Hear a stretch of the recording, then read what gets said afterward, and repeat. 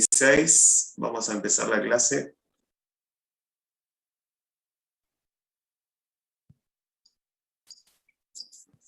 Buenas noches a todos los que me saludaron por el chat. Amalia, Dora, Isla, etcétera, etcétera.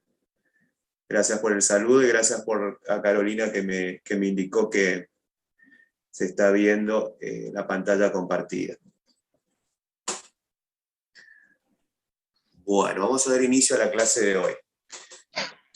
Vamos a hacer una suerte de recordatorio, como siempre me gusta hacer a mí, de lo que habíamos dejado. ¿Quién está hablando, por favor? Vamos a admitir a 3 más que hay acá. Y empezamos. Y listo. Por respeto a ustedes, que están en tiempo y forma, vamos a dar inicio a la clase de hoy. Bueno, ¿se acuerdan que nosotros habíamos terminado en una clase intensa la última vez, un poco pesada, con lo que era todo lo que tiene que ver con la parte más importante de los recursos vinculado con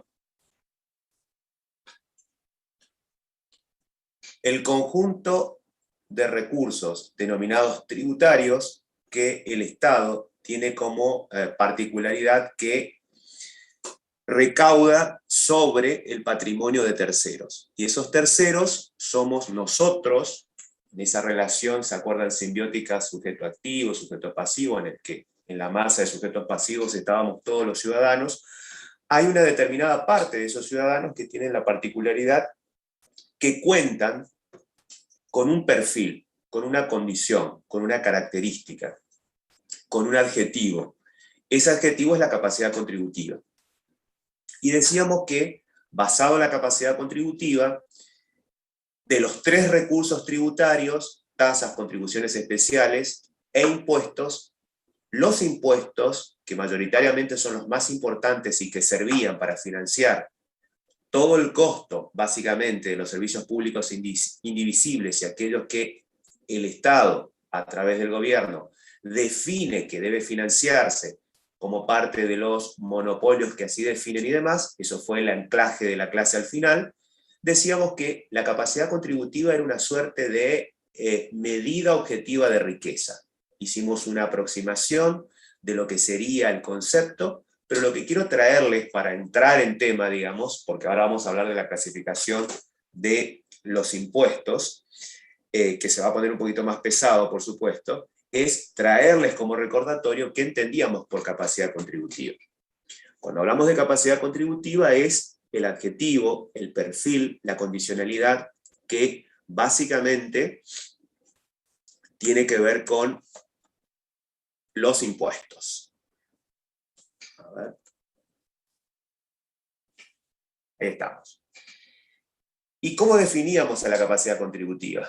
Decíamos que es una medida o es una cuantía objetiva de riqueza o de valor en la que se encuentran determinados sujetos, es decir, una parte de la comunidad, que en esa relación simbiótica éramos todos, una parte de ellos tienen un perfil, un adjetivo, una unidad de valor que habilita a la norma legal, ¿para qué?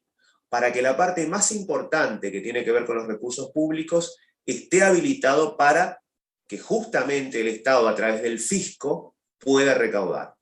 Por eso decíamos que esa capacidad contributiva no es otra cosa que la o una medida objetiva de riqueza de esos sujetos pasivos, entendiendo como sujetos pasivos aquellos que en esa relación, reitero, en la que estamos todos, no somos todos los que tenemos capacidad contributiva. Hay determinados sujetos de esa relación que lo están. Y es por eso que la norma es quien la debe definir. Y es justamente en la acción de administrar financieramente por parte del Estado como sujeto de derecho público que la misma debe adecuarse a la política fiscal. Es decir, al principio de cada año, ¿qué es lo que hace la madre de todas las leyes, que es el presupuesto? Define en qué se va a gastar, pero a su vez, en forma paralela, la contracara de la moneda. ¿Cómo va a recaudar el fisco a través de esa ley de presupuesto para poder financiar el gasto? Y nos hacíamos un planteo en la última clase. Decíamos, bueno, pero a ver, vamos a admitir los dos últimos compañeros y ya elimino las admisiones. ¿Cómo medíamos esa capacidad contributiva? ¿Cómo medíamos esa condición, ese adjetivo, esa medida objetiva de valor, de riqueza, en forma general? Y al efecto decíamos que hay solamente tres formas a través de las cuales la norma legal puede definir la capacidad contributiva de un impuesto. Recuerden, estamos hablando de impuestos, la tercera pata de los recursos tributarios que son los más importantes. Y no hay otro. Uno es la renta.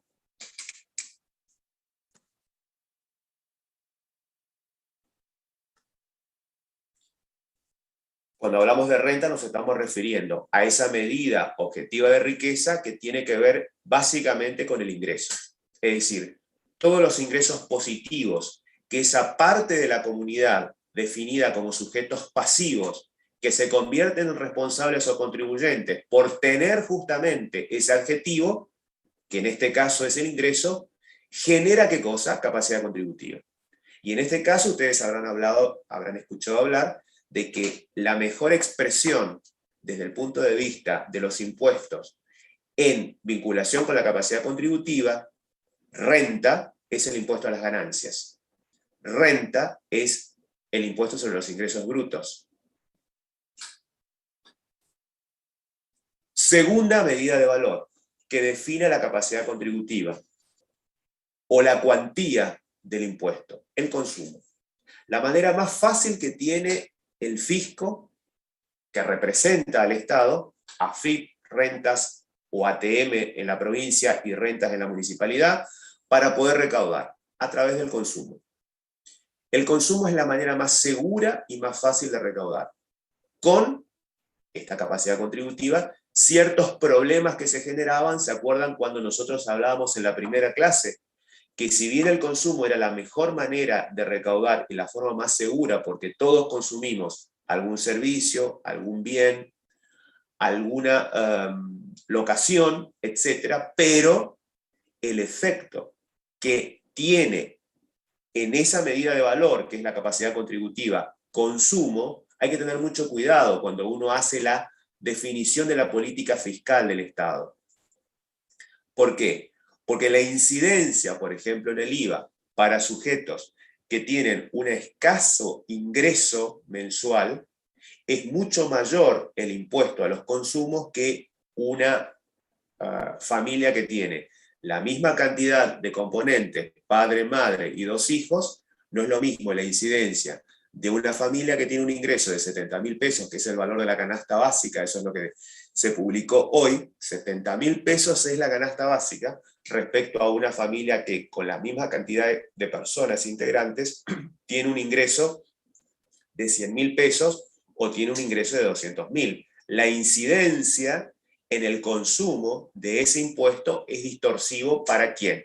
Para los que tienen menores ingresos. Eso se acuerdan de la primera clase. Simplemente recordatorio y ver un poco cómo se empiezan a relacionar todos los conceptos que hemos venido dando. Y la tercera expresión de la capacidad contributiva, o la manera en que se puede medir por parte del legislador la capacidad contributiva, es el patrimonio. Es decir, la expresión material, acá va a ser, la riqueza va a ser la expresión material de la titularidad o la posesión de determinados bienes. Esos bienes generalmente son registrables: autos, yates, inmuebles, casas de veraneo, joyas, relojes, pinturas, antigüedades. Todo eso tiene que ver con el patrimonio. Entonces no hay otra forma en que el legislador, basado en la norma legal, recuerden que quien habilita al fisco a poder recaudar es la norma legal tributaria, que pueda medir esa capacidad contributiva. Recordamos, renta o ingreso, consumo en general y patrimonio.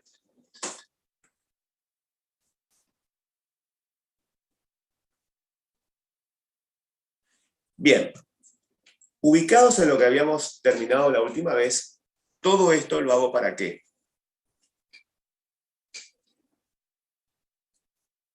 Me fui para atrás. Ahora sí.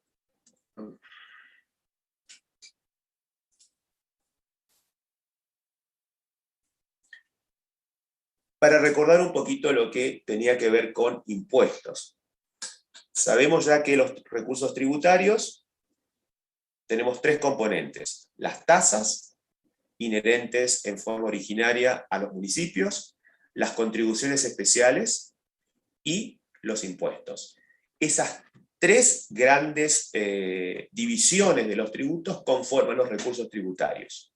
Ahora bien, voy a tratar, como hice en los últimos 5 minutos de la clase anterior, definir las características del impuesto, por antonomasia o por contraposición respecto a cada uno de ellos. Vamos a decir que existen dos posturas que se plantean por oposición entre lo que es el concepto de tasa, como una contraprestación por un servicio debidamente individualizado, en donde el sujeto que lo recibe está obligado al pago.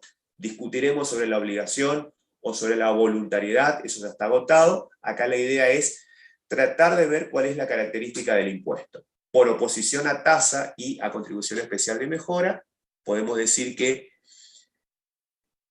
el impuesto nace de una relación jurídica que está basada en una norma legal, que es la norma tributaria. Y la característica por oposición a la tasa es que no existe una contraprestación. Es decir, el impuesto se paga o el sujeto está obligado al pago porque tiene la capacidad contributiva que define la norma legal. La norma legal establece la relación jurídica que viene a, ¿se acuerdan ustedes?, a suplantar lo que era la relación de poder en la época feudal. 2. Respecto a esta condición, idéntica situación a la anterior, no existe para el sujeto un incremento diferencial en el valor venal del bien respecto a la contribución especial de mejoras, que se acuerdan ustedes era el segundo tributo que se generaba a partir de una obra pública, que se ejecutaba por parte del Estado y que tenía por fin financiar el costo de la misma.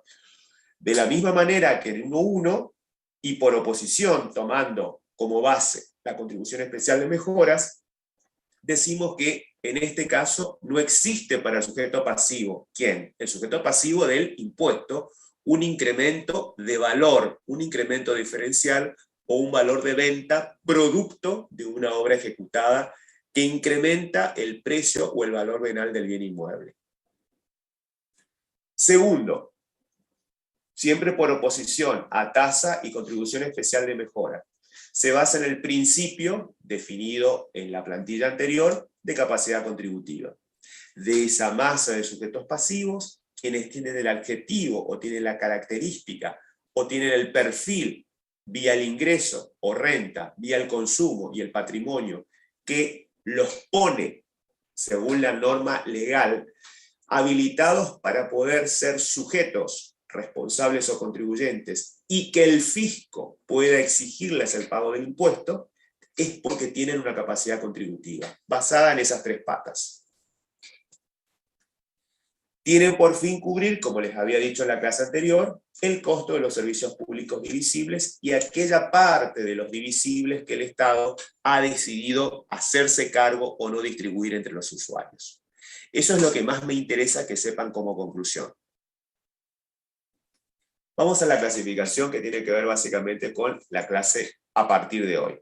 Nos ubicamos en eso que era bastante complicado y vamos directamente a la clasificación que es fundamental.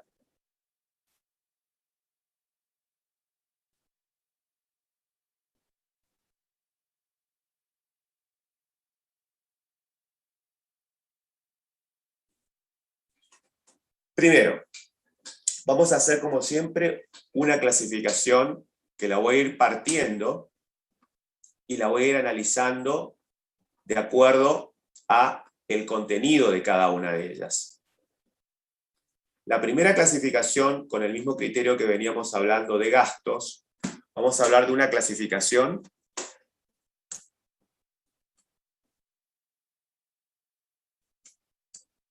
tradicional o una clasificación clásica. ¿Qué es lo que pretendo que ustedes entiendan acá? Básicamente lo siguiente. La clásica o tradicional, que podemos englobarlo como clasificación A mayúscula, define a los tributos en A, directos. Siempre trabajo con el tema del positivo y negativo, de la cara y contracara. Contracara de los directos, B, indirectos. Por otro lado, C, reales. Contracara de los reales, personales. E, generales. Contracara de los generales, especiales. G, periódicos. Contracara de los periódicos, aquellos que se cobran por única vez. Todos estos conforman un conglomerado de una clasificación que viene de las finanzas públicas, que lo van a encontrar en cualquier tipo de libro de finanzas. Yo básicamente sigo a Harach, pero pueden seguir a cualquier otro, con más o menos el acompañamiento de lo que les he dado en clase, está permitido. Vamos a hacer el análisis de cada uno de ellos. Cuando se dice que un impuesto, respondiendo a la clasificación clásica o tradicional, se denomina directos. ¿Y por qué esta clasificación y por qué esta diferenciación? La particularidad, para poder entender la clasificación, es que ustedes tienen que, como análisis previo, cuando estudien, cuando respondan una pregunta, cuando vayan al final, es lo siguiente. La norma tributaria es la norma legal, que establece, como digo siempre, la relación jurídica entre el fisco, que pretende recaudar, y nosotros, que somos contribuyentes o responsables, que tenemos una condición, un perfil, por la renta, por el consumo o por el patrimonio, que habilita al fisco a que cobre o efectúe su pretensión, que me meta la mano en el bolsillo. ¿Estamos? Entonces, desde ese lugar, tienen que entender cuándo un impuesto es directo y cuándo un impuesto es indirecto. ¿Por qué? Porque todo está en la norma legal. La norma legal me va a definir, ¿qué cosa? El objeto del impuesto, quiénes son los sujetos, cuál es el hecho imponible, cuál es la base imponible, cuáles son las alícuotas. Los 5 elementos básicos que toda norma legal tributaria debe tener.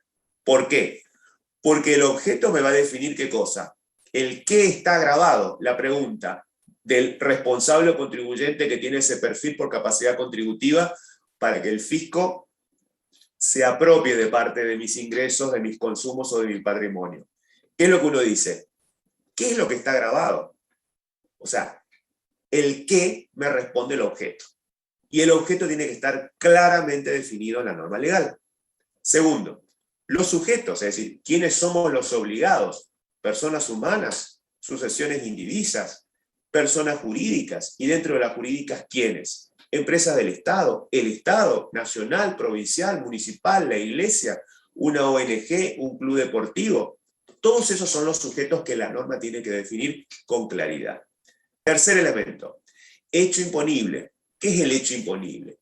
Son los supuestos, ¿sí?, o la nómina de supuestos en que la norma legal dice que por estar incurriendo en alguno de esos supuestos, yo me convierto en sujeto obligado. Por ejemplo, el concepto de venta en el impuesto al valor agregado que están viendo con el contador Casín. ¿Qué se entiende por venta en el IVA? Una acepción que se separa completamente de la concepción de venta civilista, comercial, e inclusive de la concepción de venta que ustedes tienen estudiado en la contabilidad. Para el IVA, el concepto de venta tiene una definición específica. Entonces, cuando el hecho imponible me dice en el IVA qué se entiende por venta y qué conceptos son asimilables a ventas, me está definiendo qué cosa, un hecho imponible. Lo mismo pasa con la locación, lo mismo pasa con la prestación de servicios, lo mismo pasa con las exportaciones y demás. Entonces, la norma legal es que me tiene que definir, reitero, el objeto, el que está grabado, quiénes son los sujetos, los hechos imponibles o los supuestos en el que se basa el legislador para gravar con un impuesto a los sujetos comprendidos dentro del objeto, y la base imponible. ¿Qué es la base imponible? El cuarto elemento de toda norma legal tributaria. Básicamente es la cuantificación de ¿qué? De aquello que se configuró como hecho imponible en la realidad. Cuando se produce la venta, ¿qué es lo que tengo que hacer? Cuantificarla. Y cuantificarla significa asignarle un valor en dinero, una unidad de medida. Es decir, para lo que ustedes están viendo con el contador Cassim, el concepto de venta de IVA es particularísimo solamente para la ley de IVA. Y la base imponible no es otra cosa que el precio neto computable. ¿Que de dónde surge? De la documentación respaldatoria, que es la factura o documento equivalente. ¿Empiezan a relacionarlo todo? Bien. Quinto elemento, la alícuota. ¿Qué es la alícuota? El porcentaje que se va a aplicar sobre la base imponible y que va a determinar ¿qué cosa? El valor del impuesto a pagar. Entonces, 5 elementos, reitero: objeto, sujetos, hechos imponibles o hecho imponible solamente, base imponible y alícuota. 5 elementos básicos que la norma legal tiene que definir. Entonces, si yo, desde ese lugar, sabiendo lo que es una norma legal impositiva o una norma legal tributaria, que establece la relación jurídica tributaria entre esa parte de los ciudadanos que tienen capacidad contributiva y que habilita al fisco en representación del Estado para poder recaudar, voy a decir que un impuesto es directo, de acuerdo a la clasificación tradicional y clásica, cuando el que soporta efectivamente el mismo es el que está definido en la norma legal. Es decir, quien tiene la obligación de pagar el impuesto es el sujeto de derecho definido en la norma. Por eso digo que son los que efectivamente ponen la mano en el bolsillo y deben ingresar el tributo, porque están designados en la norma.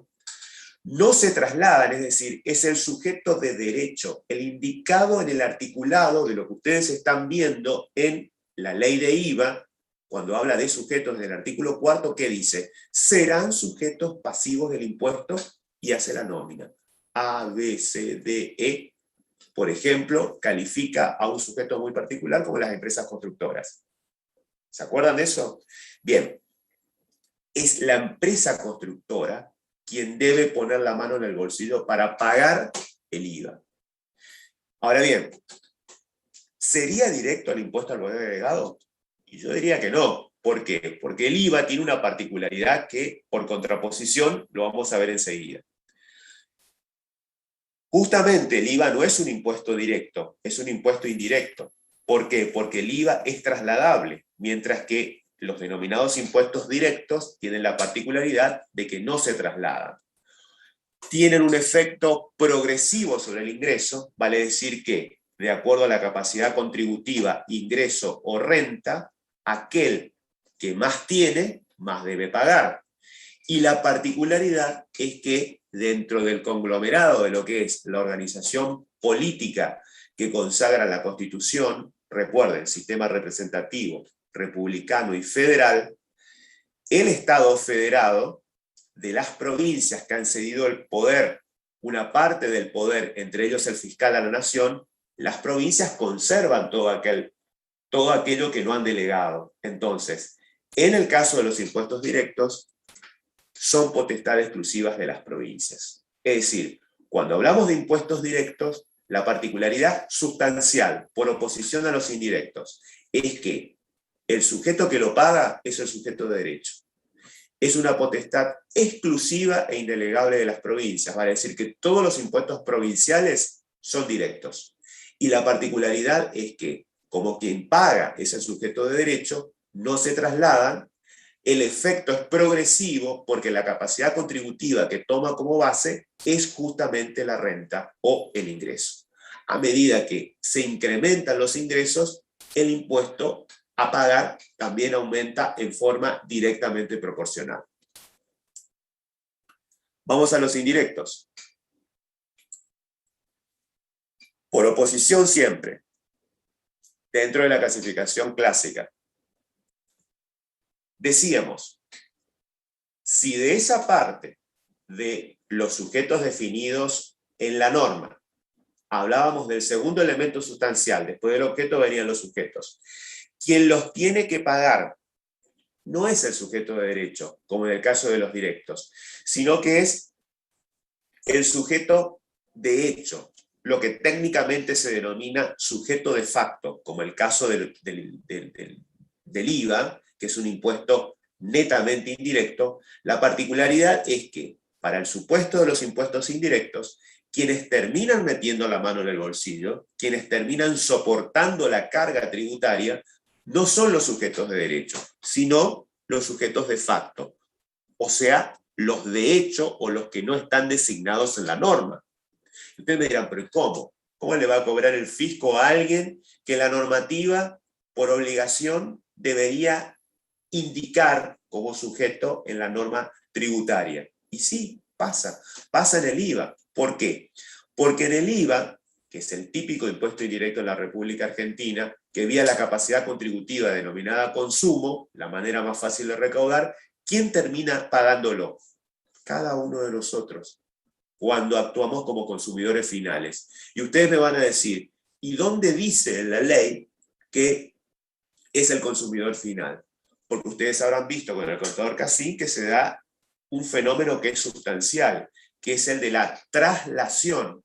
Vale decir, en la etapa de un producto final que yo consumo, por ejemplo, en una góndola del supermercado, hay una etapa, un proceso económico en el cual el impuesto, el IVA, está aplicándose en cada una de las mismas. Desde la etapa originaria, cuando se obtiene la materia prima, cuando la materia prima es transformada o industrializada, cuando el producto termina y es comercializado por las cadenas mayoristas, cuando en forma minorista llega a los supermercados o al almacén cuando ustedes van y compran un kilo de pan, o compran un kilo de carne en la carnicería del barrio, o van a la carnicería mayorista. Es decir, en cada una de esas etapas está el IVA.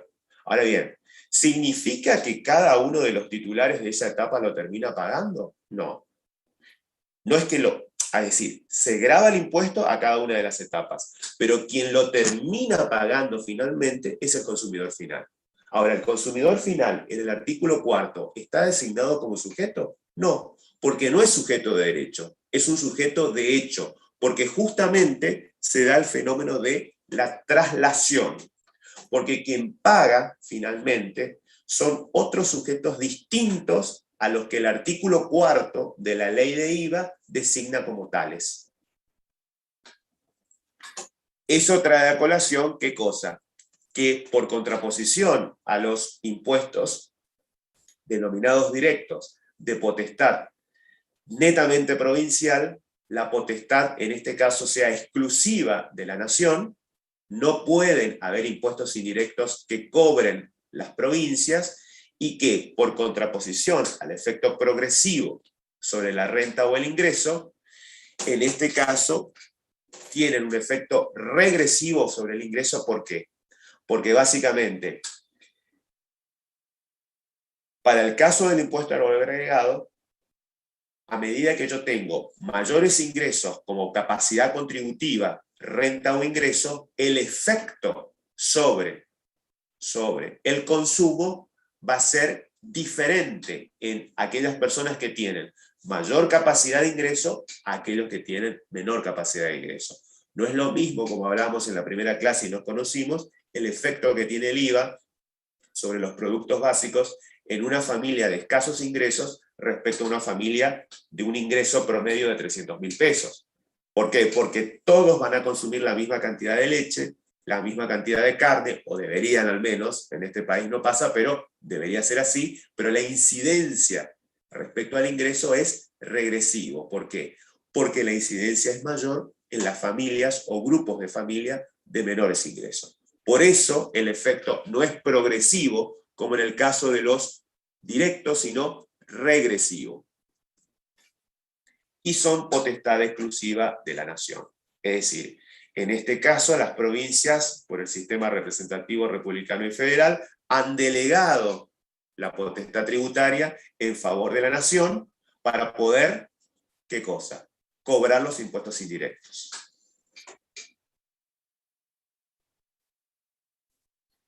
Vamos a seguir analizando la clasificación tradicional o clásica. ¿Cuándo se dice que un impuesto es real? Por contraposición a los personales.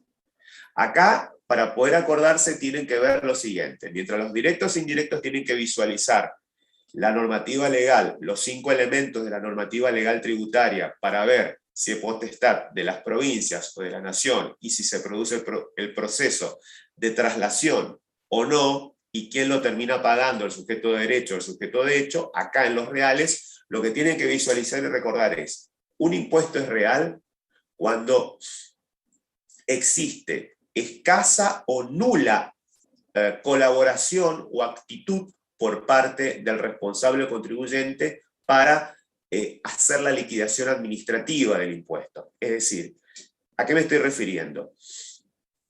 Primero, que un impuesto es real cuando no existe colaboración, no es el contribuyente o el responsable que por la capacidad contributiva, generalmente, que tiene que ver con el ingreso o la renta y el patrimonio, quien dice, yo acá me presento, hago mi declaración jurada y pago el tributo o pago el impuesto. Es decir, no hay una cuestión actitudinal o una cuestión de acción colaborativa desde el punto de vista administrativo, es decir, no se presenta voluntariamente. Entonces, por eso decimos que no existe una colaboración explícita o administrativa. ¿Para qué?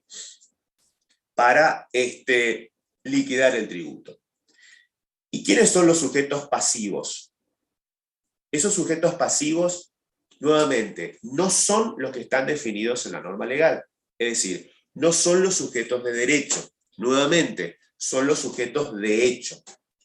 Ahora bien, ¿qué lo termina convirtiendo finalmente en reales? Más allá de la cuestión actitudinal de colaborar con la declaración jurada y de que en definitiva quien lo termina pagando es el sujeto de facto o el sujeto de hecho. ¿Cuáles son los hechos imponibles que sirven de respaldo para decir que esos sujetos están obligados al pago de un impuesto real? El o los hechos imponibles definidos en la capacidad contributiva son manifestaciones objetivas de riqueza. Esa manifestación objetiva de riqueza los convierte en obligados al pago del impuesto real. ¿Por qué?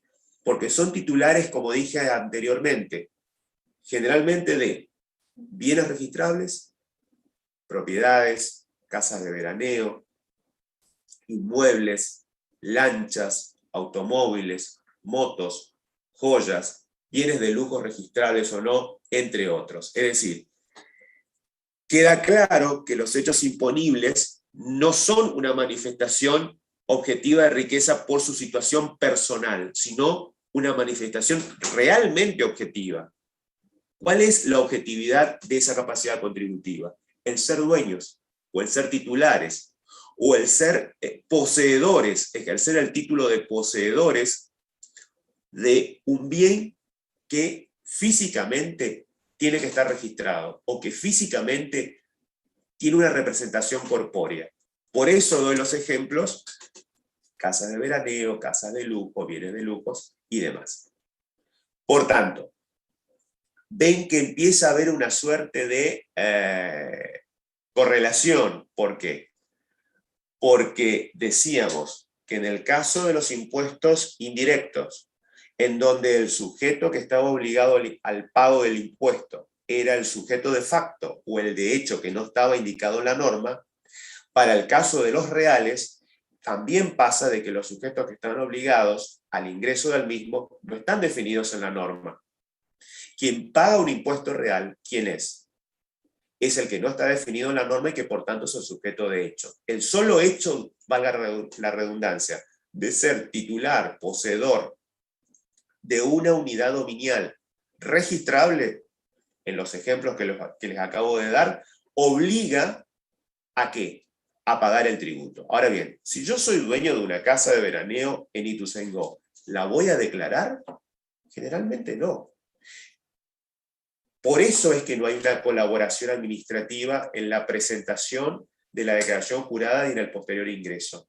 Es el fisco quien va a detectar, como es un bien registrable, que yo soy titular, además de mi casa que uso como casa de habitación, de una casa quizás en Mar del Plata, de una cabaña en Ituzaingó, de una casa de fin de semana, supongamos, en San Martín de los Andes, un departamento en Avenida Alvear en Buenos Aires, es decir, yo además de mi casa de habitación tengo otras propiedades. Por eso no hay colaboración administrativa. Quien es poseedor de las mismas no va a hacer voluntariamente la presentación administrativa de determinar la declaración jurada y pagar el impuesto por ser titular o poseedor de esos bienes registrables. Por oposición, la oposición de los impuestos reales son los impuestos personales. ¿Qué pasa en este caso? Mientras la característica de la anterior era que había una clara falta de interés en colaborar con el fisco en la confección de la declaración jurada desde el punto de vista administrativo, acá hay una clara definición de que el responsable o el contribuyente confecciona su declaración jurada, confecciona el alta en el impuesto, confecciona las modificaciones que se producen en la misma, produce también vía online la baja del mismo o cualquier modificación que pueda importar un cambio de su condición o de su situación tributaria en el impuesto. Y básicamente lo que hace es, al colaborar administrativamente con el fisco, es presentar su declaración jurada. Por eso es un impuesto personal, porque hay una clara manifestación objetiva de comunicar todos los cambios desde el alta o cambio de situación de revista, modificaciones, bajas y demás, en el tributo. ¿Dónde lo hace? Lo hace ante el fisco. Y la clara definición de la misma está en que en el periodo fiscal que corresponda, conociendo los vencimientos que impone el fisco, presenta su declaración jurada. ¿Y qué pasa con esos sujetos o esos responsables o contribuyentes? Por contraposición a los impuestos reales, la norma legal tributaria menciona en forma explícita quiénes son los sujetos pasivos. Por tanto, quien lo termina pagando no es el sujeto de iure o el sujeto de hecho, es el sujeto de derecho. ¿Por qué? Porque los sujetos pasivos, en forma concurrente con el hecho imponible, son los que definen la capacidad contributiva. ¿Y definen qué cosa? La capacidad contributiva no por la manifestación objetiva de riqueza como en los reales. Acá son personales, además de la cuestión actitudinal de colaborar con el fisco, no la riqueza, sino la situación o las circunstancias personales en las que se encuentran los sujetos. Por ejemplo, riqueza, cargas de familia, entre otros.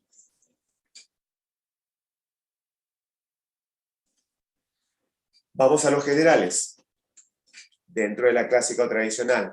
Los generales, como bien lo indica su denominación, ¿qué es lo que graban? A la totalidad de la manifestación de riqueza, sin importar que esa capacidad sea una manifestación por las circunstancias personales en las que se encuentra el contribuyente o la capacidad medida en la expresión de riqueza a través de algún bien registrable. Es decir, graban el conjunto, tanto la manifestación de riqueza personal como la real. Por contraposición, F, ¿cuáles serán los especiales? Son los que solamente se remiten a grabar, de acuerdo a la norma tributaria, una determinada manifestación. Mientras los generales graban la manifestación personal y la real, esta no es global, se circunscribe a una sola de ellas, o es personal o es real.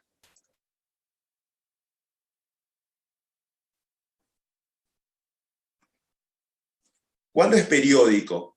Punto G. Acá lo que ustedes tienen que ver es de qué manera se expresa o de qué manera se mide la capacidad contributiva, de qué manera materialmente ustedes tienen conocimiento de la manifestación de riqueza. La manifestación de riqueza, para que sea periódica, es continua en el tiempo. Es decir, el impuesto a las ganancias es una manifestación objetiva de riqueza a través de la capacidad contributiva ingreso, fuente positiva, que se da a lo largo del periodo fiscal. Hay una continuidad en la fuente positiva de ingreso. Mientras que, por eso digo que la manifestación es de cálculo continua porque de manera permanente o periódica se va produciendo la capacidad contributiva, que es la manifestación objetiva de riqueza. Por contraposición a los denominados impuestos por única vez, en donde los hechos definidos como base de cálculo tienen una condición para convertirlos en impuestos por única vez y no ser periódicos. ¿Cuál es? Que los hechos imponibles son ocasionales, que los hechos imponibles son accidentales, que los hechos imponibles aparecen como una manifestación de riqueza en forma esporádica.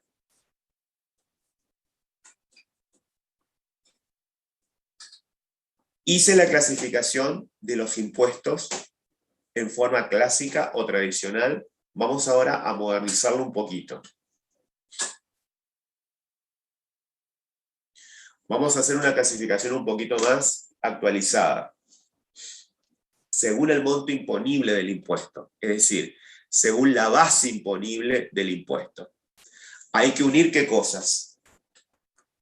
Hay que unir de la norma legal tributaria 3 elementos: el hecho imponible, la base imponible y las alícuotas. ¿Se acuerdan que la norma tributaria tenía como elementos sustanciales el objeto, el o los sujetos, el hecho o los hechos imponibles, la base imponible y la alícuota?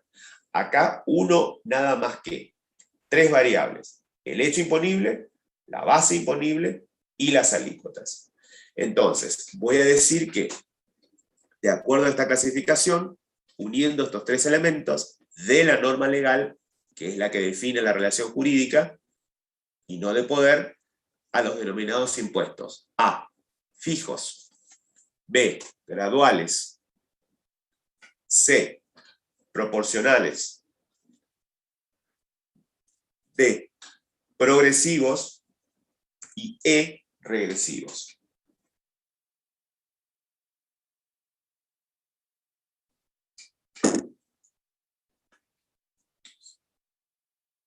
Vamos a hacer el análisis de cada uno de ellos.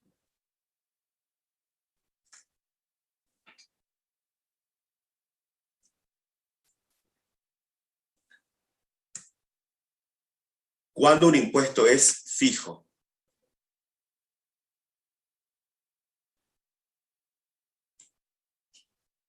De acuerdo a esta segunda clasificación, a la que podemos denominar B mayúscula o 2, la clasificación de acuerdo a el monto imponible del impuesto. ¿Cuándo es fijo?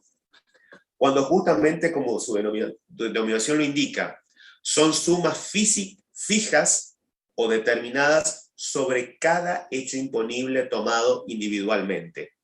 Ejemplo, es lo que pasaba en la antigüedad, digamos, no en la antigüedad, digamos, hace 30 o 40 años, con el pago de las patentes para poder ejercer el comercio, la industria y demás. Antes se pagaba un derecho, ¿sí? Era un derecho para ejercer el comercio, un derecho para actuar como industrial. Eso pasó en el siglo pasado, básicamente, principios de este siglo, prácticamente está desactualizado, pero la clasificación nos obliga a nombrarlos. Es decir, se cobra un derecho, se cobra un importe fijo, ese importe fijo representa el hecho imponible grabado. Más actual, por contraposición a los fijos. Decíamos, punto B, los graduales. Si para poder clasificar a estos impuestos desde el punto de vista del monto imponible, yo tomo los tres elementos de la norma tributaria, recuerden, el hecho imponible, la base imponible y la alícuota, voy a decir que un impuesto es gradual cuando, ante un incremento del monto imponible o de la base imponible, se produce un incremento directamente proporcional en el impuesto a pagar. Vale decir, a medida que se incrementa la base imponible, se incrementa el impuesto a ingresar al fisco. La relación es directamente proporcional y por eso es gradual. También puedo decir que es progresivo, sí, o directamente proporcional o progresivo. A medida que aumenta la base, aumenta el impuesto a ingresar. Porque estoy relacionando, recuerden chicos, los tres elementos de esta clasificación de la norma legal. Reitero, el hecho imponible o los hechos imponibles, la base imponible y la alícuota. ¿Cuándo es proporcional por contraposición a los graduales? Son los que tienen, del tercer elemento a considerar, que es la alícuota, una alícuota constante sobre la base imponible. Es decir, si lo que yo tomo para esta clasificación, que es más moderna, es el monto imponible, veo cuál es la incidencia que tiene la alícuota respecto a la base. Entonces, si la alícuota es constante, quiere decir que la alícuota no se modifica. Típico caso, el IVA. El IVA ustedes tienen dos grandes alícuotas, la general del 21% y la reducida al 10,5% o la incrementada al 27% según lo que dice el legislador. Ahora bien, esa alícuota general es siempre la misma. Esa alícuota reducida o incrementada es siempre la misma. Entonces, la incidencia que tiene en el impuesto a pagar, considerando la alícuota, independientemente de que suba o baje el monto imponible o la base imponible, va a ser siempre constante. Para este caso, entonces, doy como ejemplo el IVA. Para el caso de los graduales, que es muy parecido a los progresivos, va a ser el impuesto a las ganancias. Vamos a ir desgranándolo. ¿Cuándo un impuesto es progresivo? Punto D de la clasificación un poco más moderna. Son los que, básicamente, tomando como base el monto imponible o la base imponible, tienen una alícuota creciente ante un incremento de la base imponible. ¿Por qué? Porque en el impuesto a las ganancias, por ejemplo, para el caso de personas físicas, la mayoría no ha hecho esta materia y está incluida, digamos, como mención general en el programa, pero por una cuestión de tiempo no la damos. En el caso del impuesto a las ganancias de personas humanas o de personas físicas, como decíamos antes, ¿qué pasa? Quien más gana, más paga, pero no porque sea gradual, sino porque a medida que aumenta la base imponible, la alícuota va cambiando. En el impuesto a las ganancias para personas humanas o para personas físicas hay escalones. Hay un determinado monto que está exento, lo han visto en las noticias, hace no más de un mes y medio por cuestiones eleccionarias. Recuerden que el mínimo no imponible se incrementó. El mínimo no imponible es el monto exento. A partir de $1 por encima del mínimo no imponible, se debe pagar ganancias. Recuerden, es el monto neto que recibe la persona física o la persona humana, que son en estos momentos más de 170.000 pesos. Ese es el monto mínimo. Sí. ¿Cuál entonces es la diferencia con el gradual? Que en el caso del gradual, ante un incremento de la base, hay un incremento del impuesto a ingresar. No necesariamente el gradual tiene una tasa progresiva, puede tener una tasa constante. Gracias. Por favor. Entonces, si ante un incremento de la base imponible que va por escalas, hay un incremento en la alícuota y eso lo hace justamente no gradual, sino progresivo, voy a decir que será progresivo cuando, ante un incremento de la base imponible, hay un incremento de la alícuota. Quien gana más allá del mínimo no imponible, de los 170.000 netos de bolsillo, 195.000, por darles un valor, serían los de la primera escala. Esa es una alícuota muy baja. Quien gana de 196.000 a 250.000, por darles un valor, ese no es el valor real, tendrá una alícuota incrementada. ¿Pero por qué? Porque el impuesto es un impuesto progresivo. Ante un incremento de la base imponible, la alícuota aumenta en forma directamente proporcional. Por eso el ejemplo es el impuesto a las ganancias, no para las empresas, sino el impuesto a las ganancias para las ex denominadas personas físicas, hoy denominadas personas humanas. Por contraposición a los progresivos, los regresivos, el caso típico, en el IVA, ya lo van a sacar por deducción.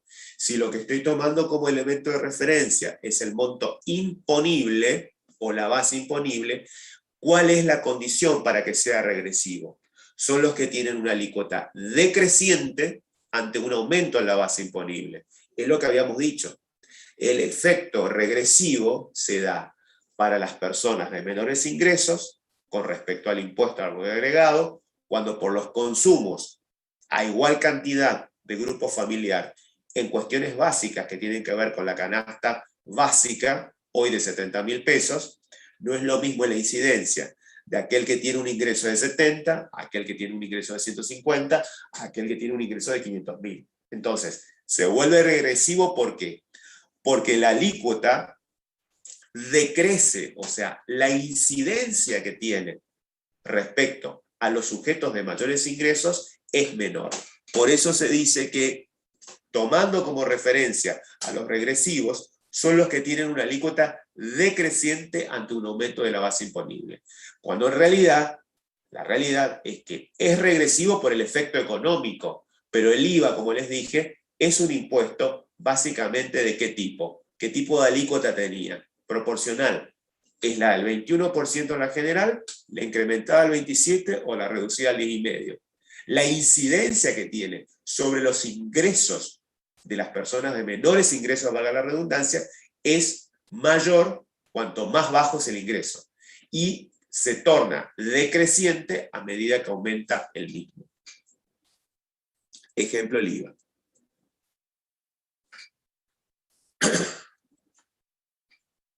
Hicimos la clasificación. Intensa, pesada. ¿Cuál es la idea? Nosotros estamos prácticamente promediando el 80% del contenido de lo que va a entrar en el primer parcial. Vamos a ubicarnos un poquito todo lo que hemos dado. Hemos tratado de ver cuál es la función del Estado desde el punto de vista de las finanzas públicas como sujeto de derecho público. Hemos definido a las necesidades públicas. Hemos definido a la relación simbiótica sujeto activo, sujeto pasivo. Hemos definido que dentro de la misma hay bienes y servicios denominados públicos que pueden ser divisibles e indivisibles. Paralelamente, lo que hemos dicho es que el Estado como sujeto de derecho público lo que tiene por fin es gastar, pero para poder gastar necesita la fuente positiva de los recursos. Entonces, ¿a qué estoy tratando de llegar? A la cereza arriba de la crema. ¿Sí? La crema arriba de la cereza, perdón, al revés. Estoy tratando de llegar a armar, ¿qué cosa?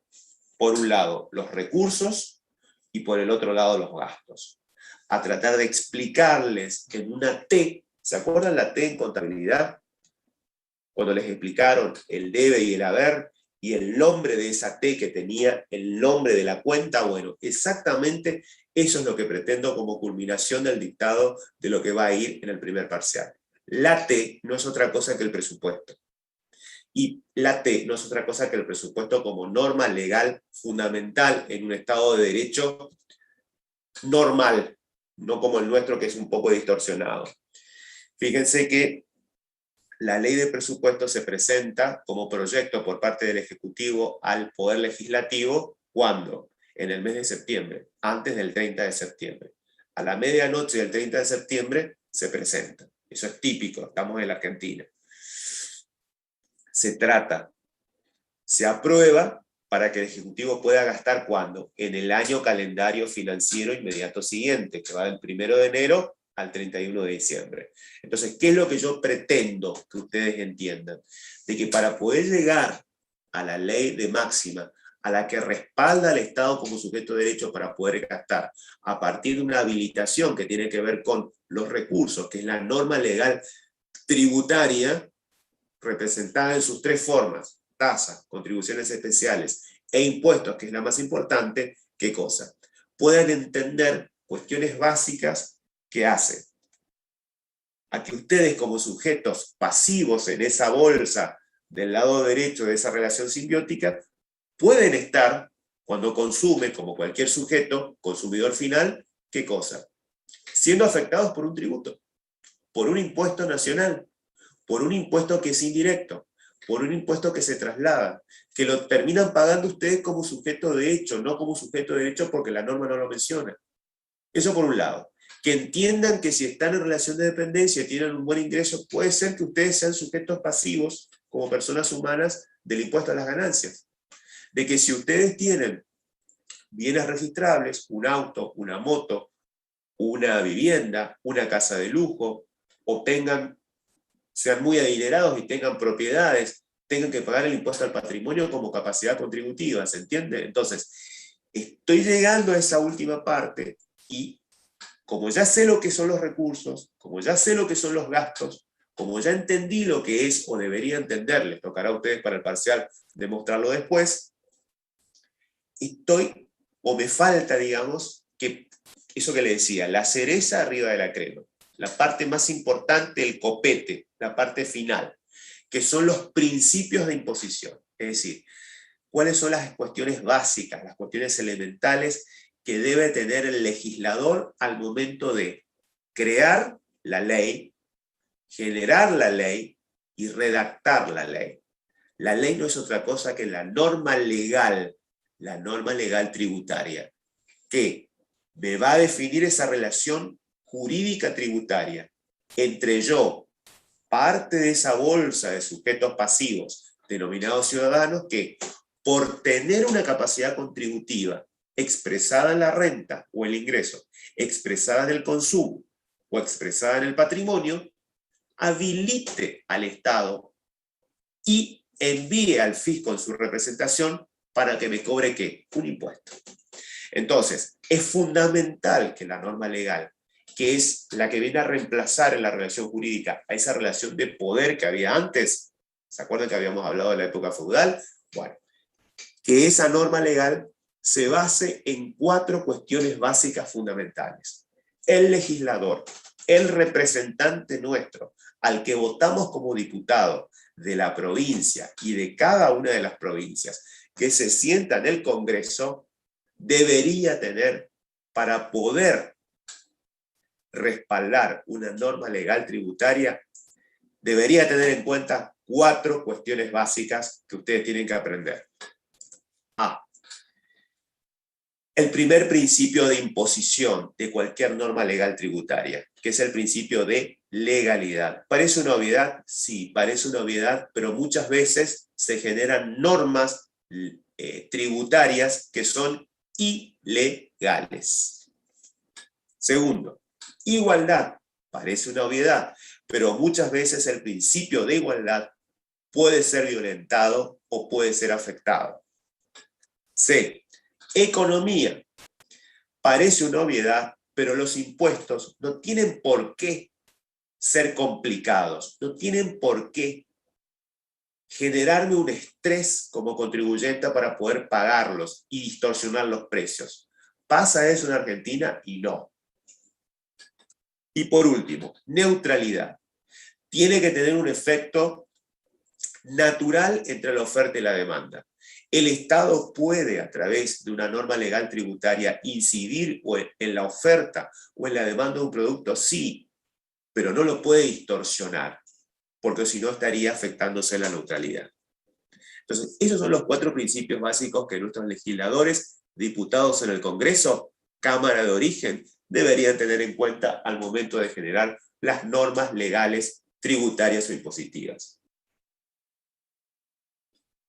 Mi pregunta es, ¿todos los diputados están en condiciones? ¿Tienen la más mínima idea de lo que es o son estos 4 principios básicos? La mayoría no. Está bien, no es necesario que lo sepan, no es necesario que sean contadores, no es necesario que sean abogados, pero hay que respetarlos. Y muchas veces las normas legales, no porque salgan de la Cámara de Diputados como tal, son legales o aseguran el principio de igualdad. Vamos a ir analizando cada uno de ellos.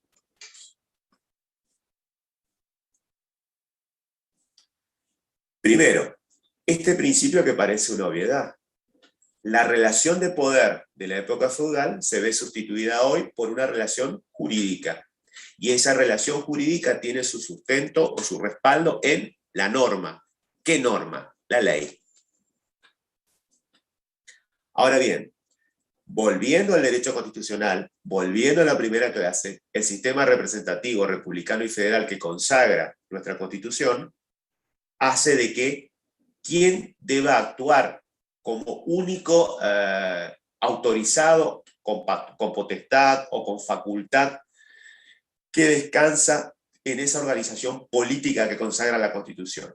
¿Quién es el único de los 3 poderes que puede generar una norma tributaria? El poder legislativo. Es indelegable. No lo puede generar el poder ejecutivo. El poder ejecutivo puede presentar un proyecto, pero la norma legal sale del poder legislativo. Y la Cámara de Origen es la que es la Cámara de Diputados, no la Cámara de Senadores. Quien genera normas tributarias o impositivas y normas vinculadas con las exportaciones e importaciones es el Poder Legislativo. Es su potestad exclusiva. Y volvemos. Cuando hablamos del principio de legalidad, esa norma legal, la norma impositiva, la norma tributaria, debe tener los elementos básicos de los cuales hablábamos al principio de la clase, cuando yo intentaba explicarles la diferencia entre impuestos directos e impuestos indirectos. Es decir, ¿cuáles son esos elementos? El qué, el quiénes, el cuáles, el cuánto o el quantum y el porcentaje. El primero, el qué, objeto del impuesto. El segundo, el quiénes, el o los sujetos. El tercero, los supuestos en los que se basa el legislador para definir quiénes están obligados. El quantum o la valoración en moneda de curso legal de ese precio neto computable. Les traigo el IVA, que están dando con el contador Cassim, como respaldo de la base imponible. Y la alícuota, el porcentaje que debo aplicar sobre la base imponible para obtener el impuesto a ingresar. Independientemente de que la capacidad contributiva sea renta o ingreso, consumo o patrimonio, independientemente de cuál sea la capacidad contributiva que toma como base el legislador, toda norma legal debe tener estos 5 elementos. No le puede faltar el objeto, no le puede faltar el o los sujetos, el hecho imponible, la base imponible y la o las alícuotas. Si no, la ley está mal redactada. ¿Qué más? No se admiten discusiones, es decir, una norma legal tiene que tener estos 5 elementos básicos. Ahora bien, una norma legal está redactada por personas humanas, más o menos capacitadas, más o menos tramposas, más o menos con buenas o malas intenciones. Una norma legal no necesariamente es legal porque está la norma. La norma puede tener defectos. Entonces, cuando la norma tiene defectos o hay dudas o hay discusión en cuanto al alcance de lo que quiso decir el legislador en la ley, cuando por ejemplo dice, etcétera, cuando por ejemplo dice coma y otros, cuando dice o expresa generalidades y no me queda claro quiénes son los sujetos y no me queda claro qué es lo que verdaderamente está grabado, entonces eso merece una interpretación. Y esa interpretación hace de que la misma tenga que ser restringida o circunscripta de manera restrictiva a lo que quiso decir el legislador cuando lo escribió. Es decir, yo cuando tengo una discusión sobre generalidades y hay zonas grises, tengo que recurrir a lo que en la técnica tributaria es la interpretación de la norma. Y la interpretación a priori, la primera que hace cualquier ser humano, ¿cuál es? La interpretación literal. ¿Qué es lo que quiso decir el legislador? Y esa interpretación literal debe ser restringida, no amplia.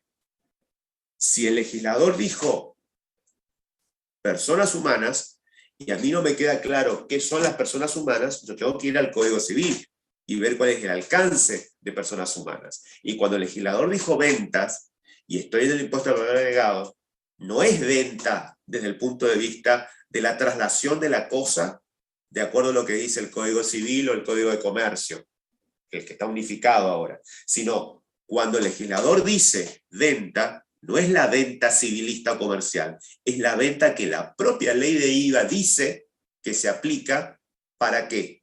Para el propio impuesto. Ven que cuando hablaron con el contador Casino, dieron la parte teórica, él les habrá dicho que el concepto de venta es solamente aplicable para la ley de IVA y se separa del concepto de venta de la contabilidad y se separa del concepto de venta civilista o comercial. Entonces, cuando hay discusiones, la interpretación de la norma, de lo que quiso decir el legislador, que merece discusiones y donde van a estar ustedes como responsables o como contribuyentes, tratando de aclarar una cuestión, quien lo va a resolver, ¿quién va a ser? Lo va a resolver seguramente un planteo administrativo o un planteo judicial. Por vía judicial diciendo que lo que quiso decir el legislador no resulta claro, pero nunca se aceptan analogismos. Nunca yo puedo decir, bueno, por analogía o por asimilación al concepto de venta, voy a decir que el concepto de venta que quiso expresar el legislador en el IVA es similar al concepto de venta desde el punto de vista civil o comercial. No, ¿por qué? Porque está clarísimo que el concepto de venta es exclusivo del impuesto propiamente dicho. Por eso dice que cuando hay discusiones o cuando hay este tipo de interpretaciones que generan zonas grises, lo que se debe hacer es aplicar el principio de literalidad, no de manera amplia, sino restringida, y cuando tengo una duda de la palabra que puso el legislador, voy a lo que ya no se usa, chicos. Por eso hablamos tan mal, porque no se lee. ¿A dónde? Al diccionario. Y si el diccionario habla de generalidades, me voy a los conceptos asimilables, por ejemplo al de venta, que consagra el legislador en el IVA.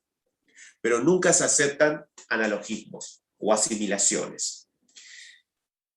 Y esto nos trae a colación, como conclusión del principio de legalidad, el primer principio de imposición básico, cuando el legislador intenta generar una norma, es que el fisco tiene que tratarnos a todos los responsables o contribuyentes. Recuerden, a esa bolsa de ciudadanos, a esa bolsa de sujetos pasivos, que estábamos de este lado y el Estado estaba acá como sujeto activo, que por tener determinada capacidad contributiva, basada, reitero, en el consumo, en la renta o en el patrimonio, nos convertía en sujetos responsables o contribuyentes del tributo.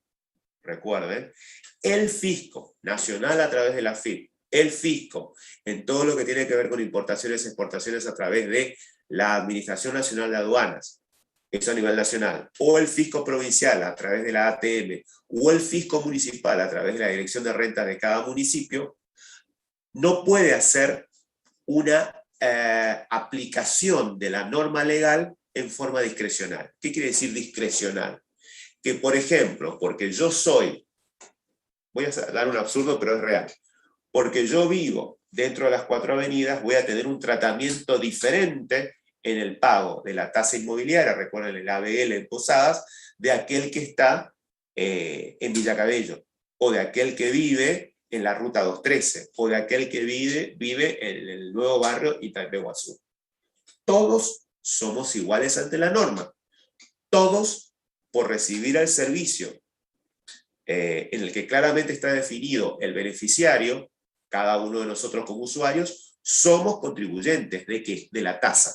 ¿Qué tasa? La inmobiliaria, la de alumbrado, barrido y limpieza, y estamos obligados a pagarlo. Entonces, la municipalidad no puede tener un tratamiento discrecional y darme un tratamiento diferente, más exigente o menos exigente a mí por estar dentro de las 4 avenidas, a aquel ciudadano que es responsable o contribuyente que vive en el Itaipei-Guazú. ¿Se entiende? Entonces, la norma debe ser aplicada de manera igual para todos. Eso no es el principio de igualdad, sino que no se puede por parte del órgano de recaudación, el fisco, actuar en forma discrecional. No pueden haber beneficios ni perjuicios en favor o en contra de ninguno. Siguiendo con los principios de imposición.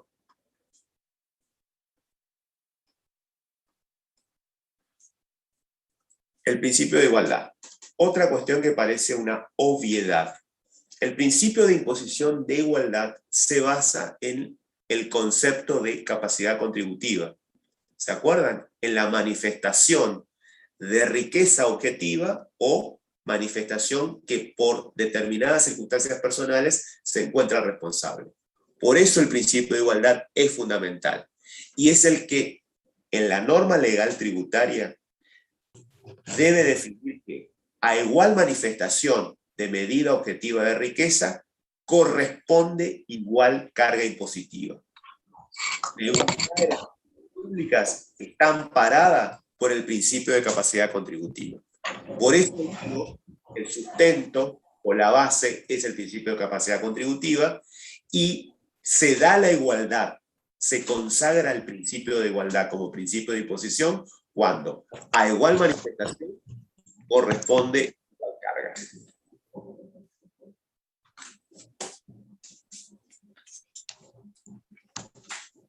Sigo con los principios. Punto B, cubierto, igualdad. Punto C, economía.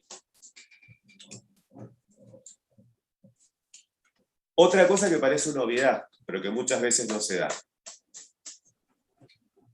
Cuando hablo de economía, es como por ahí han escuchado hablar por parte de alguna materia que han dado quizás en derecho y demás, lo que se denomina economía procesal, ¿se acuerdan?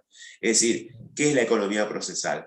Yo tengo que evaluar siempre, cuando me refiero a la economía procesal en un juicio o lo que sea, es lo más lógico, es decir, yo tengo que tratar de accionar judicialmente gastando lo menos posible. Bueno, en la consagración del principio de imposición que denominamos economía, la economía se da en lo siguiente, que la creación de un tributo, la creación de un impuesto, debe ser de cumplimiento versátil, flexible, sencillo, tanto para quién, para mí, como contribuyente responsable, como para el fisco, que es el que está encargado de fiscalizar y recaudar, y controlar a través del fisco de que se dé cumplimiento con lo que dice la norma. La pregunta del millón es, ¿los tributos, los impuestos en la República Argentina responden al principio de economía? ¿Es fácil, sencillo, versátil, flexible, como pasa en los Estados Unidos, o en Europa, o en Canadá? por decir ejemplos, de que el propio responsable liquida su propio impuesto online? No. Salvo el monotributo, que hace como 15 años cuando se implementó era una cosa medianamente sencilla, hoy hasta el propio monotributista tiene que tener un contador. Y tiene que tener un técnico universitario administrativo contable que seguramente va a ayudar al contador, o lo podrá hacer él solito. Muchas veces un sujeto monotributo no merece muchos problemas, si uno lo estudia bien, lo puede llegar a tomar como cliente. Ustedes lo pueden hacer tranquilamente. Ese es uno de los objetivos de la materia nuestra, de poder capacitarlos como para poder hacerlo. ¿Qué pasa? ¿Es sencillo? No. ¿Por qué? Porque la norma es engorrosa, porque es difícil de interpretar, porque hay constantemente modificaciones, y lo que debería ser sencillo por el principio de economía y lo que debería ser versátil se convierte en engorroso, tedioso, complicado. ¿Por qué? Porque estamos en Argentina. Por eso digo que la economía importa justamente contemplar esas cuestiones básicas: sencillez, versatilidad, flexibilidad, no solo para el responsable o contribuyente, sino también para el propio fisco.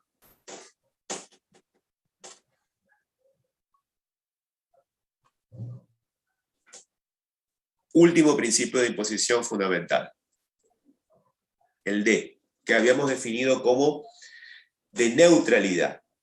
Todos los impuestos tienen que ser neutros, es decir, recuerden lo siguiente: cuando hablábamos de aquel cuadrado perfecto en el cual el Estado, como sujeto de derecho público, dependiendo de la orientación política que tenga, más o menos de izquierda, más o menos en pro de que el Estado sea un sujeto gendarme o controlador de la economía, o menos controlador de la economía, independientemente de eso, en el cuadrado perfecto en el que la incidencia de ese sujeto de derecho público en la acción de satisfacer bienes y necesidades a través de bienes y servicios públicos podía tener mayor o menor participación en la economía, independientemente de ese sistema, ¿sí? Cuando hablamos de principios de imposición y nos referimos a la neutralidad, se refiere a que básicamente la creación de los impuestos no tiene por qué modificar las condiciones básicas de mercado. No puede haber, a través de la creación de una norma impositiva, una distorsión en la oferta y en la demanda de cualquier hecho imponible que se defina en la norma legal. Y menos aún, típico de lo que está pasando ahora, una distorsión o una clara afectación del nivel general de precios. ¿Qué es lo que está pasando ahora? Hay una infinidad de normas tributarias, cada vez más. Cada gobierno, independientemente del color político que tiene, ¿qué es lo que no puede lograr? El equilibrio. Siempre quieren gastar más de lo que recaudan. Entonces, para poder gastar más de lo que recaudan, generan nuevos tributos. Y en la generación de esos nuevos tributos se afecta el principio de neutralidad. Típico caso, el impuesto a la riqueza o a las grandes fortunas que se implementó con el nuevo gobierno. Políticamente, un gran show. En la práctica, afectaba la neutralidad, porque todos los que pagan, los sujetos definidos en la norma legal como sujetos obligados como contribuyentes a pagar el impuesto a las grandes fortunas, ya pagan el impuesto a los bienes personales. Ya pagan un impuesto que, por la manifestación objetiva de riqueza denominada capacidad contributiva, patrimonio, los obliga a pagar un determinado impuesto.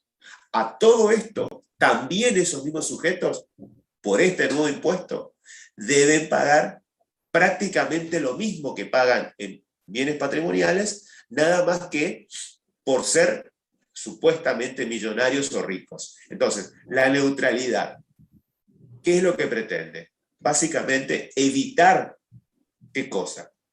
La distorsión.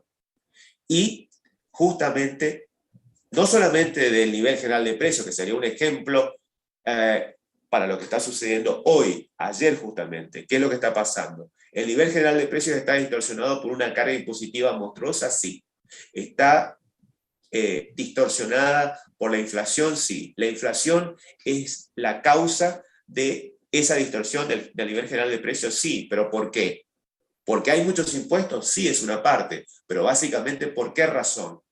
Porque hay una clara falta de política económica por parte del gobierno que está en un proceso eleccionario que está pretendiendo implementar un sistema de control de precios por lo que supuestamente es la distorsión que la generan, según ellos, ¿quiénes? La cadena que va desde la materia prima, pasando por la industria que produce el producto terminado, por los canales de distribución mayorista y minorista, hasta llegar a los productos de la canasta básica al consumidor final.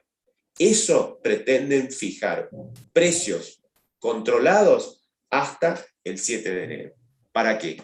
Para de alguna manera tratar de frenar la inflación. Cuando en realidad la inflación no tiene que ver con eso. Es una parte, sí, pero el origen de todo eso es otro.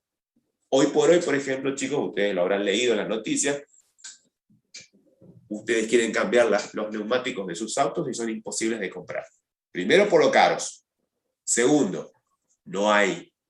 Tercero, con un control de precios, ¿van a aparecer las gomas que ustedes necesitan para cambiar? Estoy hablando de los neumáticos de los autos. Estoy hablando de los neumáticos de los camiones. Estoy hablando de cosas que generalmente son importadas en su totalidad, o de lo contrario, si se fabrican en la Argentina, tienen insumos importados. ¿Cuál es la realidad?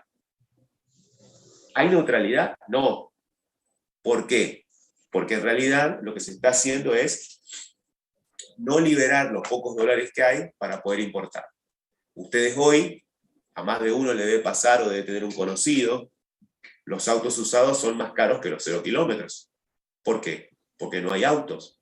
Hay gente que tiene planes cancelados, hace más de 3 o 4 meses que están esperando el auto. ¿Por qué? Porque no se liberan los dólares para poder importarlos y para poder introducirlos a la Argentina.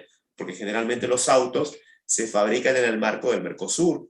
No todos los autos se fabrican en la Argentina. Si algunos se fabrican acá, la mayoría tiene autopartes de Brasil o autopartes que vienen de Brasil y se terminan armando acá, o a la inversa, son directamente traídos de Brasil. Esos autos están en la aduana y la gente que ha terminado de pagar su plan, hablando mal y pronto, está a pie. Tiene un auto que es registrable, tiene un auto que ya lo canceló, y encima los avivados, porque estamos en Argentina, le van a cobrar un adicional. ¿Por qué? Porque el tiempo que está desde la permanencia en aduana hasta que lo reciba dentro de 1 o 2 meses, cuando el gobierno libere esos dólares y permita importar el vehículo, que no es un auto importado que viene de Alemania, o no es un BMW, no es un Mercedes-Benz, es un auto básico, puede ser un auto económico. Los autos no son fabricados el 100% en la Argentina.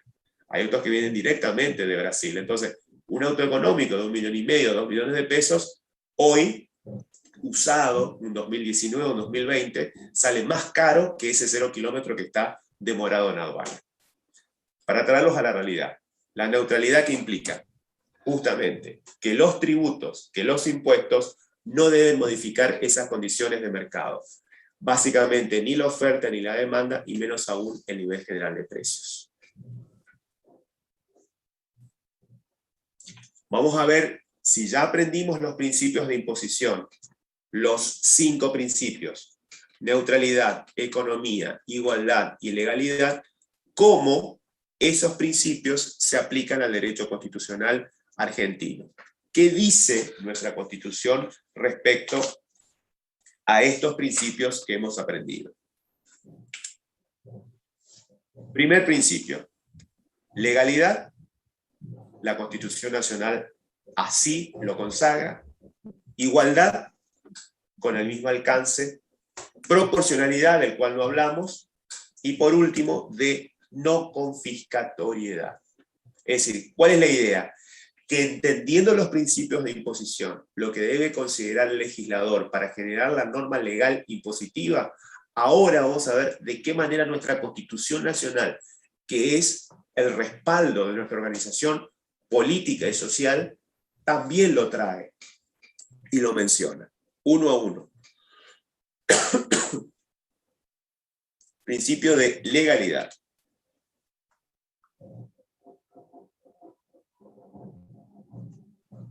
Un poco ya lo vimos. El principio de legalidad está consagrado en la Constitución cuando dice que la potestad originaria o la facultad originaria de crear impuestos y establecerlos descansa en la Cámara de Diputados del Poder Legislativo. Es indelegable. Esa norma legal que surge del Poder Legislativo debe definir ¿qué cosa? El hecho imponible, su aspecto temporal, espacial, objetivo y subjetivo. El hecho imponible es sustancial. Cuando hablo de su aspecto temporal, me estoy refiriendo a cuándo se produce el nacimiento del hecho imponible, el cuándo. El espacial, me estoy refiriendo a cuál es el ámbito territorial de su aplicación, dentro de la República Argentina o dentro de la provincia. Objetivo, responde al concepto de objeto, qué es lo que se grava. Y subjetivo, quiénes son los que están indicados como contribuyentes o responsables. Así como el Poder Legislativo tiene la potestad originaria o la facultad originaria de crear y establecer impuestos, quien los reglamenta, ¿quién es? Por el sistema representativo, republicano y federal, el Poder Legislativo. Es decir, la norma legal surge del Poder Legislativo. Quien lo reglamenta a través de un decreto reglamentario, valga la redundancia, es el Ejecutivo. Es decir, quien viene a hacer las últimas modificaciones sin modificar. O sea, modificar no quiere decir de que el Poder Legislativo haga una cosa y el Ejecutivo haga otra. No. Viene a aclarar, viene a incorporar cosas que no resultaban de todo claras. ¿Puede haber una impugnación por parte del Poder Ejecutivo? Sí. Vuelve a la Cámara de Origen, pero quien termina en definitiva estableciendo y creando los impuestos es la Cámara de Origen. ¿Estamos? Y una vez que sale de la Cámara de Origen con las consideraciones de lo que surge, de lo que le parece al Poder Ejecutivo, va a la Cámara de Senadores y la norma legal tributaria sale como norma legal.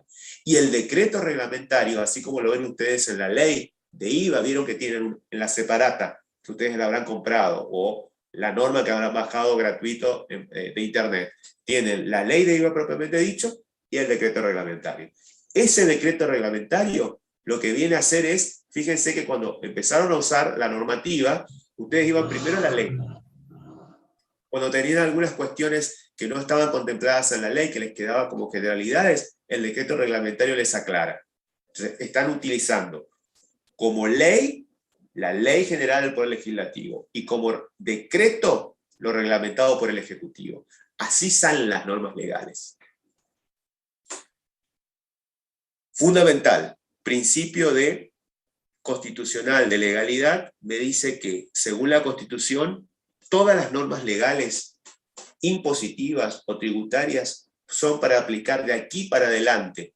Yo no puedo aplicar una norma definiendo el o los hechos imponibles en su aspecto temporal, espacial, objetivo y subjetivo, por más que lo diga el legislador y por más que el decreto reglamentario lo diga a través del Poder Ejecutivo, de hoy para el año 2020. 2020 ya está prescrito, tiene que ser a partir de hoy en adelante. Por eso digo que no pueden aplicarse impuestos en forma retroactiva. No puedo aplicar normas para el pasado, siempre tiene que ser para el futuro. Ya lo habíamos hablado, la interpretación de la normativa siempre es literal y restrictiva, no aplica analogismos o asimilaciones. Ante la duda, la interpretación es lo que quiso decir el legislador, y en forma no amplia, sino restringida o restrictiva.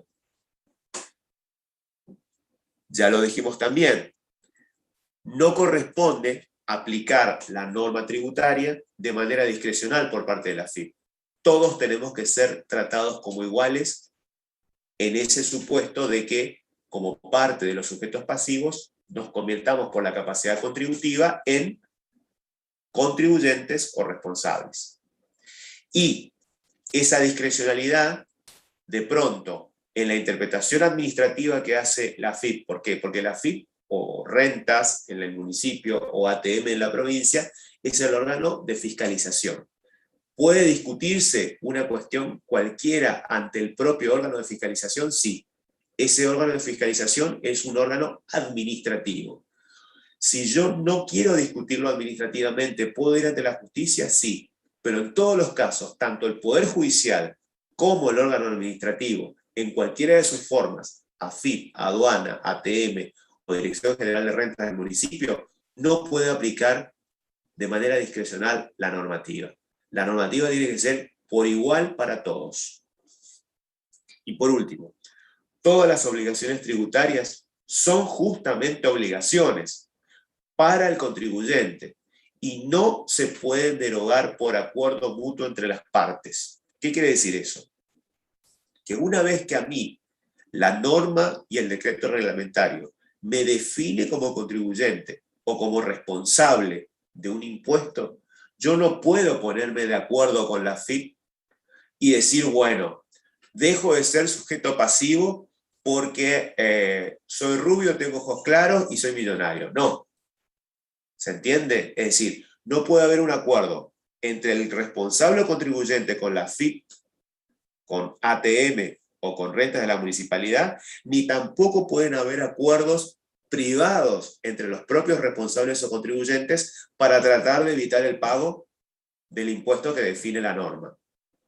Por eso dice que no se pueden derogar por acuerdo entre partes, ni tampoco crear por acuerdo entre partes hechos imponibles que no están definidos en la norma. Siguiendo el principio de igualdad aplicado al derecho constitucional argentino,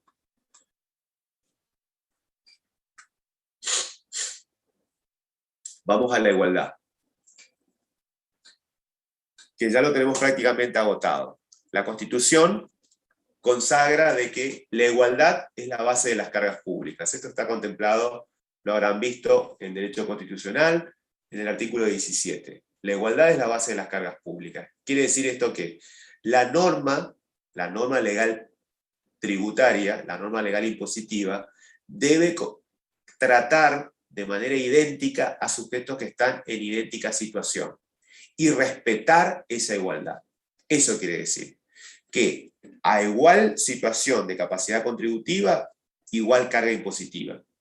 Por eso digo que la norma debe dar un tratamiento idéntico a sujetos que se encuentren en la misma situación. Y respetarlo. Si existe una violación al mismo, se está afectando el principio de igualdad. Entonces la pregunta es, si el principio de igualdad o el principio de legalidad no es respetado, ¿quién lo resuelve? La justicia. El principio de igualdad tiene su base, su sustento, su respaldo, su porqué en la capacidad contributiva. El concepto que habíamos dado en la última clase y que yo empecé como recordatorio a explicar nuevamente en la primera parte de la clase de hoy. Ahora bien, consagración final. ¿Quién es el que asegura el cumplimiento del principio de igualdad? Como también el principio de legalidad. Es el Poder Judicial. El Poder Judicial es el que va a decir si el principio de igualdad está o no resguardado, está o no protegido.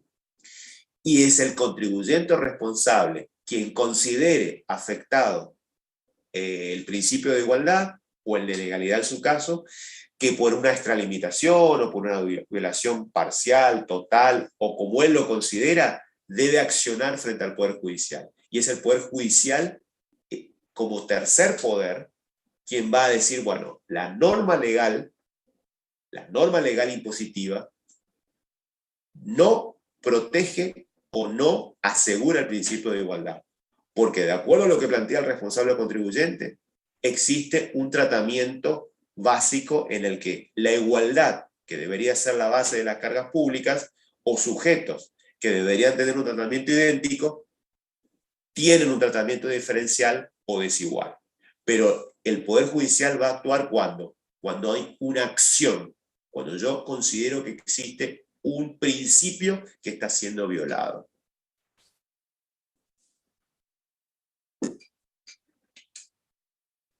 Principio de no confiscatoriedad, que no lo hablamos dentro de los principios de imposición, que eran 5. Recuerden que acá estamos viendo de qué manera los principios de imposición son asimilados por el derecho constitucional. O sea, o la Constitución Nacional los toma y agrega otros. Por ejemplo, como el de la no confiscatoriedad.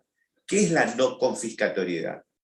Esto se vincula directamente con el principio de la inviolabilidad de la propiedad privada. ¿Y por qué viene esto? ¿Por qué la Constitución consagra la aplicación de este principio que es básico?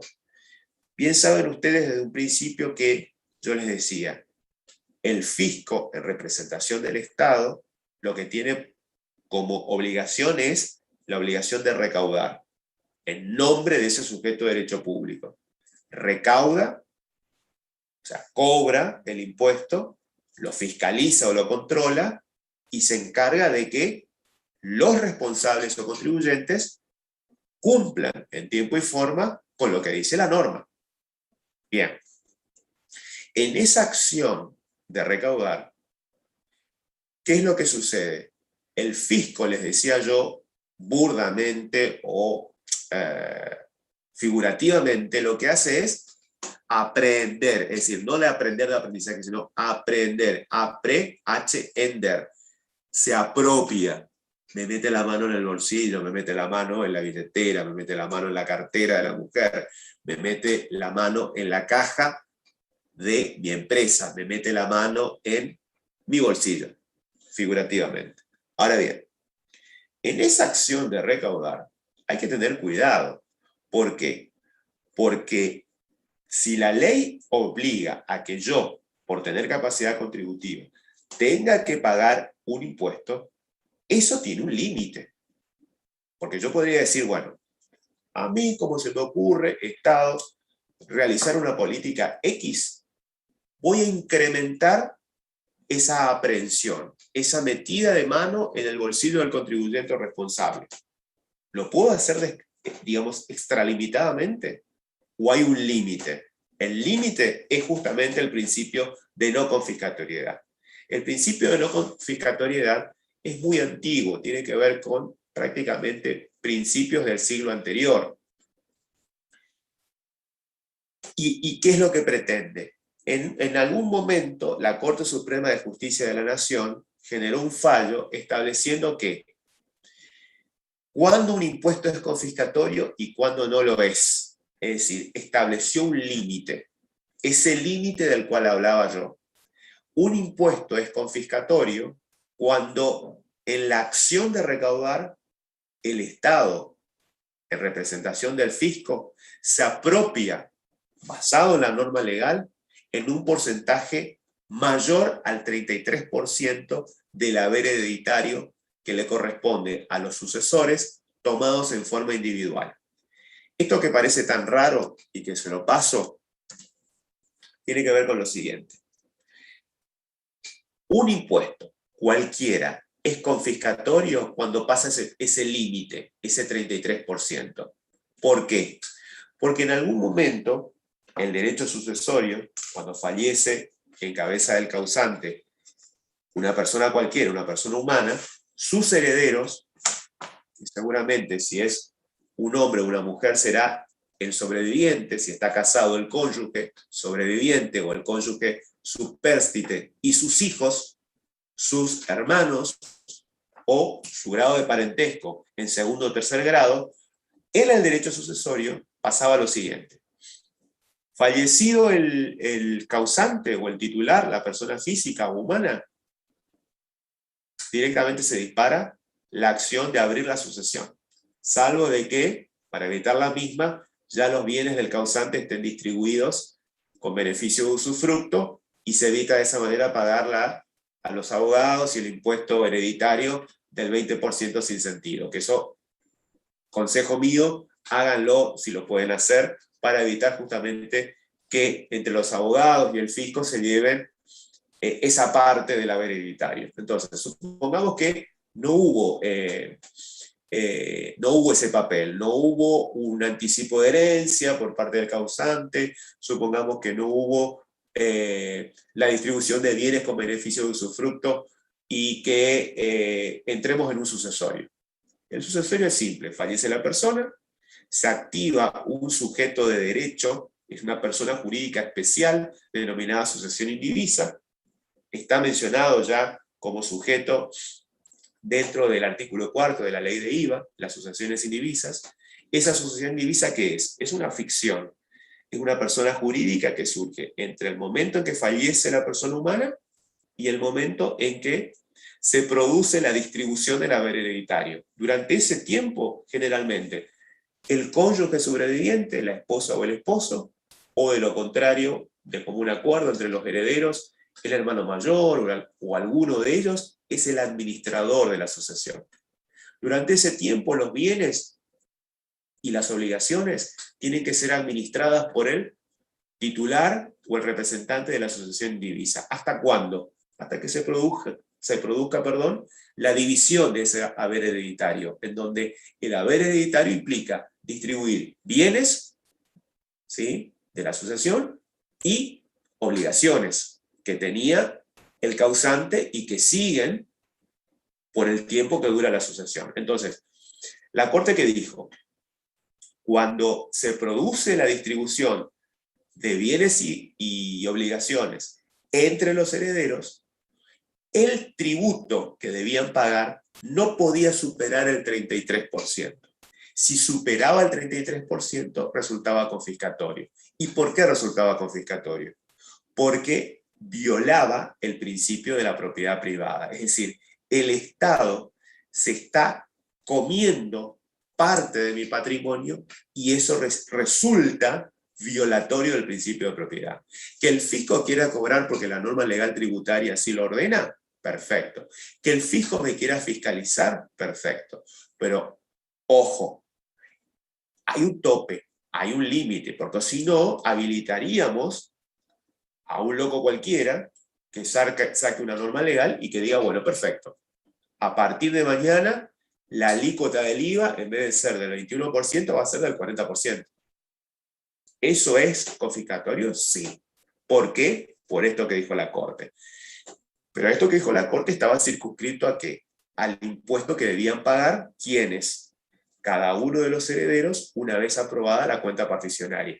Entonces es simplemente traer este fallo de un sucesorio consagrado por la Corte a principios del siglo pasado, traído a una alícuota de cualquier tributo que, para no ser confiscatorio, no debería superar el 33%.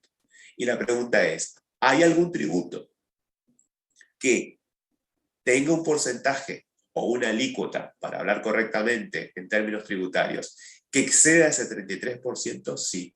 El impuesto que pagan las empresas cuando pagan el impuesto a las ganancias, que es de el 35%. Y ahí está la discusión justamente. Y ahí está la discusión también con el impuesto a las grandes fortunas. Si uno suma lo que paga un sujeto dentro del impuesto a las grandes fortunas con lo que paga por capacidad contributiva a patrimonio de bienes personales, obviamente que el mismo podría llegar a ser confiscatorio. Con esto de hoy, el último principio consagrado y aplicable en el derecho constitucional argentino de los principios de imposición, terminaríamos con los contenidos que entrarían en el primer parcial. Lo único que me quedaría pendiente es la parte de presupuesto. Yo lo que pretendo con presupuesto es que ustedes sepan el concepto, sepan cuáles son las funciones del presupuesto y medianamente cómo se arma un presupuesto, mejor dicho, no cómo se arma, sino cómo se expone. Eso no me va a llevar más allá de media hora aproximadamente. Seguramente voy a usar esa media hora de la clase siguiente. Voy a darle esa primera parte y luego seguirá el contador Casín con la parte referida a IVA. Así que nos estaremos viendo la semana que viene a las 7:30 de la tarde por no más de media hora. Tengan ustedes buenas noches, sigan cuidándose y ha sido un placer estar con ustedes. Nos vemos.